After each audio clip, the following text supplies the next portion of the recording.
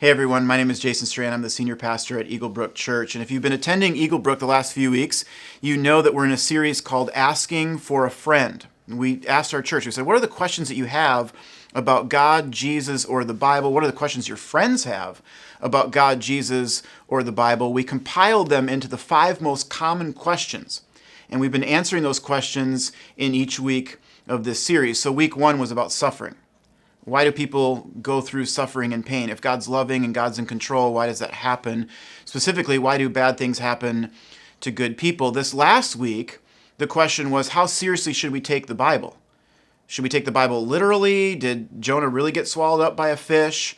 Maybe you've tried to read the Bible before and you're intimidated by it. You didn't understand it. You didn't know where to start. I tried to answer those questions in this last weekend's message. But one of the questions that I wasn't able to answer on the weekend, and it came in a surprising number of times, was the question, why is God in the Old Testament more violent than God in the New Testament? I was surprised at how many times this question came in, because I read like thousands of questions that people had submitted. I'm just going to read a few of these specific ones to you. One person said, how can God of the Old Testament be so vengeful while God of the New Testament is so loving? One person said, I've always been afraid of God. Reading Genesis hasn't helped.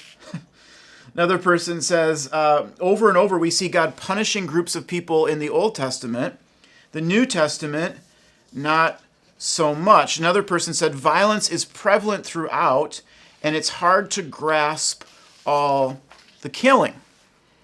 And this is a question I wasn't even thinking about or prepared to answer, but I want to dig into it a little bit in this mini message that I'm going to give here. And just so you know, I'm going to be at a surface level, a very popular level. That's kind of the audience I'm speaking to. If you're someone who says, I want to go into this deep, I would encourage you to pick up this book. It's called Is God a Moral Monster? Making Sense of the Old Testament God by Paul Coppin. And I picked up this book when this question started coming in. I read through it. I'll let you know it's pretty academic. So if you're not a person who's used to that kind of reading, you're going to get on page 50 or so and be like, I'm out. But this is a great book for you if you want to dig into this topic. He goes through every example in the Old Testament where it seems like there's violence or God's sanctioning someone to be killed. All right, before I jump in, let me just give you a couple ground rules here, and just to set the context. The first is that God in the Old Testament and God in the New Testament are the same God. Sometimes I hear people talk about them like they're differently. Like God of the Old Testament, he's mean, he's vindictive, he's vengeful. And then you get God in the New Testament, which is Jesus, and he's full of compassion, turn the other cheek, love your enemies, that kind of thing. The reality is there's one God, and he hasn't changed. The God of the Old Testament is the same as the God of the New Testament. If God changed, then that means that he could have been better. And God's already the best, and so he doesn't change. In fact, when you look at the Old Testament, you'll see examples of God being very loving and compassionate. It's not like that just started in the New Testament. So if you read Psalm 103, for example, it will say that God is slow to anger and quick to love. It will say that he's full of compassion. When you go through the Old Testament and you see people like Moses and Noah and Abraham, they committed what we would call egregious sins. And yet there was mercy and forgiveness and grace for each of them. Then in the New Testament, Jesus talks about hell more than almost any other topic. He was the one who talked about that the most, about eternal punishment. In Acts chapter 5, a guy named Ananias and his wife Sapphira, they sell a field and they give the money to the church. And they tell the early church, like, yeah, we sold the field, we gave all the money to God, we gave all the money to the church. Well, it turns out they were lying. They didn't give all the money to the church. They gave some of it, but not all of it. They were trying to look more spiritual than they were. And so Ananias and Sapphira, they were judged on the spot. I mean, they lost their life instantly because of this lie that had grieved the Holy Spirit of God. And so this idea that, well, God's so harsh in the Old Testament and so loving and compassionate in the New Testament, really when you dig into it, you see aspects of God's character all throughout the Bible. But I want to dig in today to really this question of why is it that there is more violence or killing in the Old Testament, and how are we to make sense of some of those passages?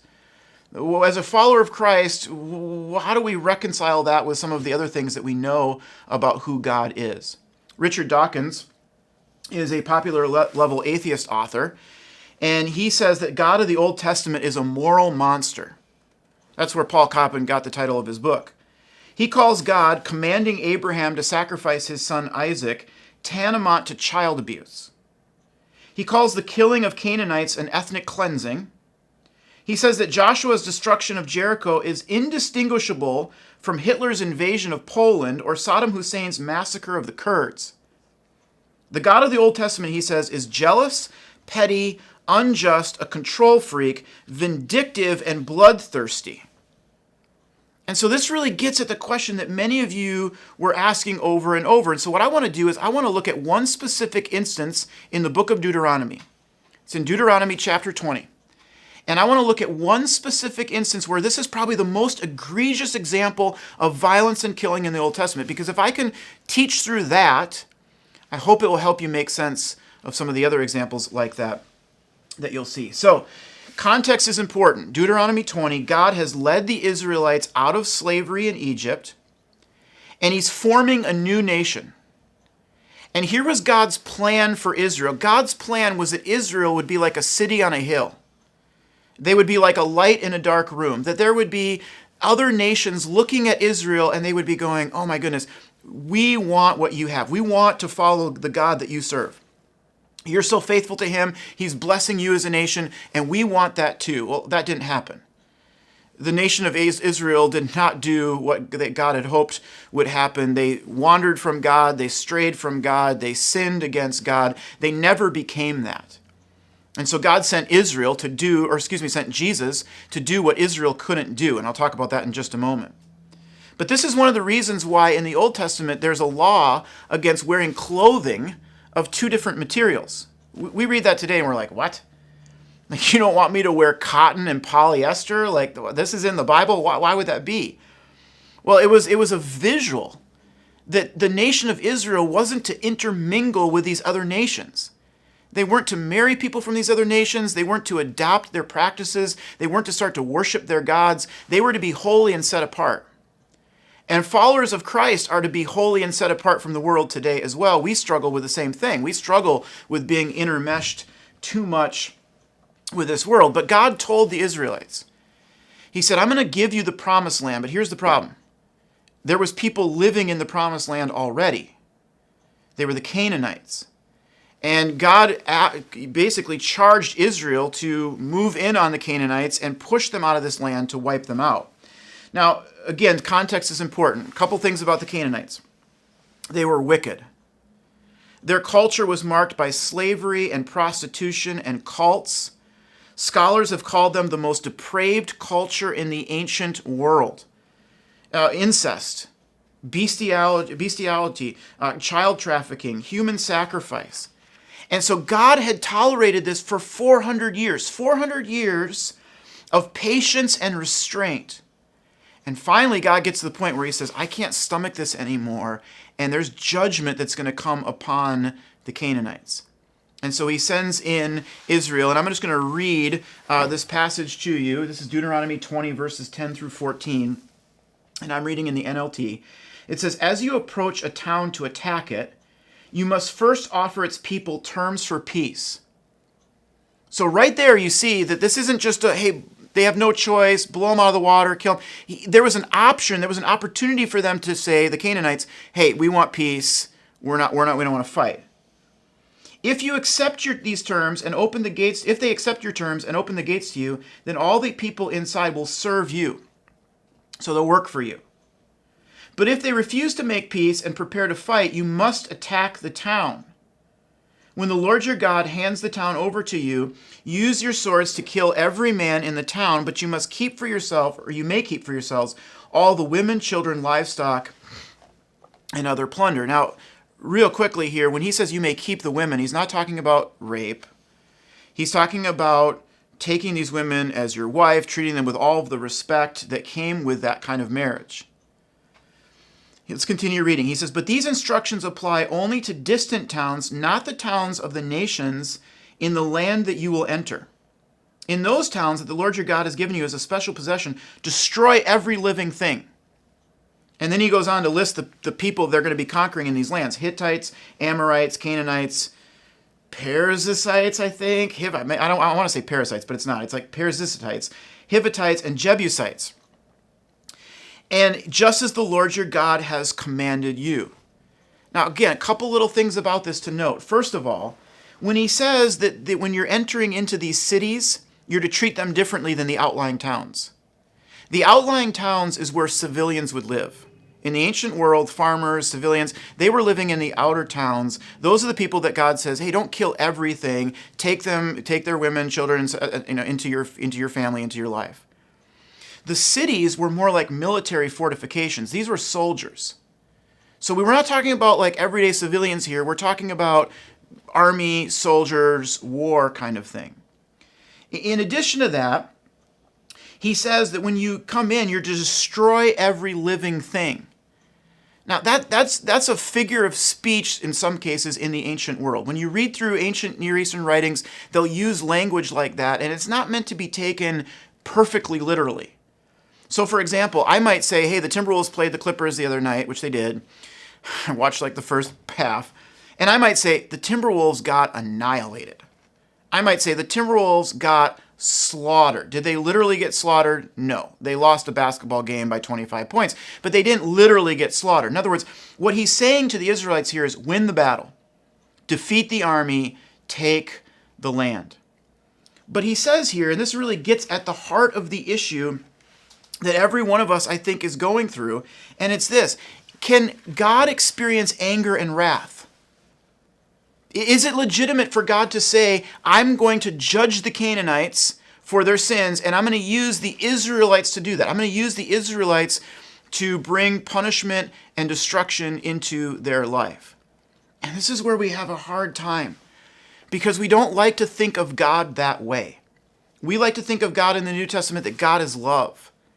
And that's true. God is love. That's a verse in the New Testament. God isn't just, love isn't a part of his character. Love is who God is. He's the perfect embodiment of love. But here's the question. How do you define love? Love includes justice. It includes righteousness. Any other kind of love isn't true love. Any other kind of love is just a feel-good, let's hold hands, let's pretend that nobody sins or does anything wrong. That's not real love. In order for God to be loving, in order for God to be good, God also has to be just. God also has to be righteous. How can God not get angry when 800,000 people are hacked to death in a day in Rwanda? How can God not be angry about that? How can God not have wrath about that? How can God not be angry about kids who are being sold into sex trafficking, rape, or abuse? How's God supposed to respond to that? Is that just a pat on the back? Is that a turn the other way and pretend you didn't see it? God is wrathful. God has anger precisely because God is so loving. And there are some of us who you're watching this message, and you are the victim of sin. Somebody abused you. Someone violated you. Someone hurt you deeply. And I want you to know that God has anger, righteous anger about that. And the New Testament says that we can leave room for the wrath of God. It says that in the book of Romans. That a lot of people, when they get hurt, everything in them goes, I got to get revenge. They hurt me, and so now I need to hurt them, because if I don't hurt them, what if they get off? What if they aren't punished by our judicial system or the courts or the law or whatever? Like somehow they lie or they trick people or whatever. What if they get away with it? And so everything in you as a hurt person says, man, I have to get revenge. I have to hurt them back. And what I want you to know today is that God will be just, that God has anger and wrath towards that sin, and that sin will be paid for. And so you don't have to take revenge. You don't have to try to get back at them. You can leave room for the wrath of God. This is where the wrath of God, the anger of God becomes really practical in people's lives. But here, if you're paying attention with me, if you're thinking about this, here's the real problem we all face. I deserve the wrath of God. I deserve the anger of God. I've been the victim of sin, but there's been times in my life where I've been the one hurting another person. Sometimes it's myself. Sometimes it's someone I loved and cared about. Sometimes it's I'm the one who's the sinner. And I'm not just the victim of sin, but I sin. And I hurt other people. And I deserve God's just punishment and wrath for that sin. In God's goodness, he has to pay for that sin. And so the question is, how does that happen? How can God love me? How can God love you and want a relationship with you for all of eternity, but at the same time maintain his justice, which can't just look the other way at sin, but has to punish sin, has to righteously move in on sin? And here's the answer to that. The answer is Jesus. The New Testament uses a word called propitiation. Now, that's a word you're not going to hear on SportsCenter, but propitiation is a theological term, and here's what it means. It means to absorb the wrath of God. Among all the things that Jesus did for us on the cross, here's one of the things that Jesus did. Jesus absorbed the wrath of God. The picture is that you're here and Jesus is in front of you, and he is taking that anger, that wrath that we deserve, the punishment that we deserve because of our sins that have hurt ourselves and hurt other people, and he takes that upon himself. And in Jesus, we see the perfection of God's love and God's justice.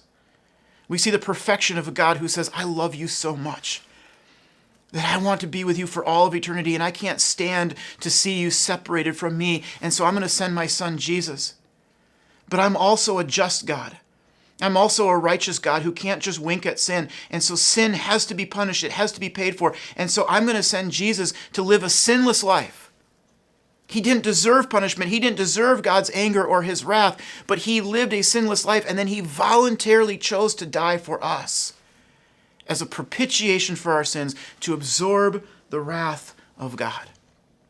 And so if you're watching this message today, and maybe you're someone who says, boy, I've done some things that have hurt other people really badly, and you've lived your life thinking God must be so angry at me, I want you to know that when you put your faith in Jesus Christ, he is going to absorb, he's going to take all of that punishment, all of that anger. And the Bible says he's going to remove our sins, remove our guilt as far as the east is from the west, so that you can live a completely free life. That is my prayer for every one of you who took time to watch this message.